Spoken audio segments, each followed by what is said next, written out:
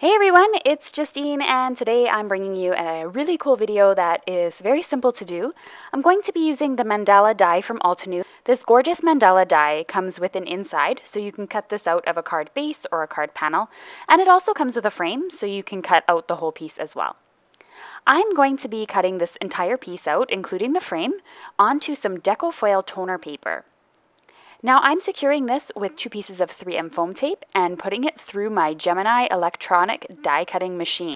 And I just want to show you how awesome this cuts. So it cuts every single piece out of this die like butter. There's no trying to, run it through my machine multiple times or anything like that.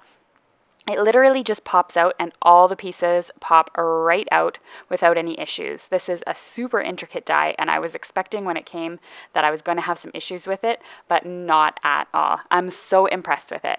So I'm going to go ahead and I'm going to use this die here. I'm going to cut it in half using my paper trimmer.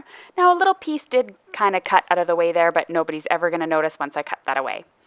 I'm going to be foiling these pieces, so because they're on toner paper, I'm going to be able to foil them. So this here is a rose gold foil die from Deco Foil, and I'm going to put this through my Royal Sovereign laminating machine. Most of you know, if you've seen my foiling videos before, that I usually use a Scotch laminating machine. This one was recommended by Thermoweb, and I was getting small little areas of black that were not laminating.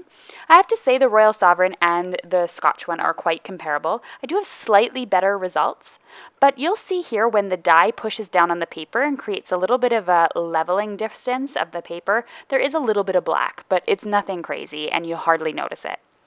I also laminated it using a sequin gold foil as well from Gina K Designs because I thought I wanted to create one more serious toned foiling and one that's kind of fun and elegant. Now, because I personally can't get enough of this mandala die, I wanted to go ahead and show you how it cuts without the frame. So I'm just going to place it halfway onto a card panel, and I'm going to cover this here so I can die cut it, and I'm going to put it through my Gemini machine once again. And once it's got through the machine, you can see once again, just cuts like butter. Everything just fell out and it was no problem whatsoever to cut. So you can see that it will cut into your paper, or you can use the frame to cut out the entire shape itself. So very versatile die that you can do so many things with. And I wanted to show you as well that you don't need a laminator to use foil in your crafting. So I went ahead and I'm going to grab some Tombow Mono liquid adhesive. Now I have to check which side it's going to be. And I'm actually going to glue my card panel on top of the negative piece of the foil I used. So again, you could use a fresh piece of foil, it would be no problem, but I don't like to have any waste, so I'm just going to go ahead, add some liquid glue on here. Liquid glue is a good idea because I'm going to have some time to shift it around because this is quite an intricate shape I'm trying to line up. And then I'm going to just have the foil showing through on the frame. So you don't need to heat this at all, it's just going to show that foil right in the middle. You're just going to trim away the sides once it's all glued down. So this is a great way to use that negative piece if you do have a laminator, or if you don't have a laminator and can't heat foil, then you could also use foil without heating as well. I like to use it behind die cuts because it is quite a fragile piece of paper, so just cutting it away here is probably best and having that glued straight onto your card base.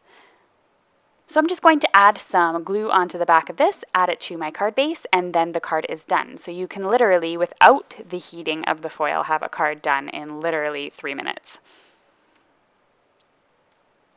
Now the toner sheets that I used are actually adhesive backed, so no need to glue this intricate shape. I'm just going to peel off the backing here. It's really easy to peel off, I find, and I didn't struggle with it at all, and I don't really have long fingernails, so I went ahead and I just added this to the side of my card. So I'm kind of getting a mirror image effect from the 2 different cards. I'm getting sort of a positive and a negative effect from the foil, so nothing goes to waste. I absolutely love how both turned out. I think they're both just gorgeous. So now that I have those all done, I wanted to actually show you the mandala cut out here in the center. So this time I didn't put it off to the side, I put it literally in the center of my card panel and cut it out. You can see how all the intricateness of that cut out with the Gemini die cutting machine. And I'm going to stick this onto a piece of foil as well with a no heat laminating process. So again, you could use this without applying any heat, just sticking it directly on top of the foil. And just like the other card, once it was adhered, I added some Tombow monoliquid adhesive to the back and stuck it onto a card base. How beautiful does that look? I absolutely love it. So I'm now going to stamp some of my sentiments. These are from the Sincere Greeting stamp set from Altenew. There's plenty of different sentiments and a nice variety here on this set in a nice brush script. And not only that, it comes with some really great card sentiments to put on the inside of your card as well. So I'm going to go ahead and stamp out a couple of these here. Now, of course, you could pre-cut some panels. It'll be easier than stamping them the way that I am, but I just wanted to use up this scrap sheet of paper. So I'm just going to stick you into a faster mode here. As I'm doing this, I'm going to stamp happy birthday, as well as thank you and thinking of you, and then also the last sentiment, don't give up. I wanted to have a nice variety, a nice set of cards. I like to give away sets of cards for friends' birthdays and things, so I like to give them a variety, but have them all in the similar theme or have a similar appearance. So I just cut these down using my paper trimmer and attach them using a piece of foam tape. Now, as I mentioned, they do come with the insides of the cards as well. So, for example, the sending hugs from here to there, just to remind you how much I care in front of the thinking of you card.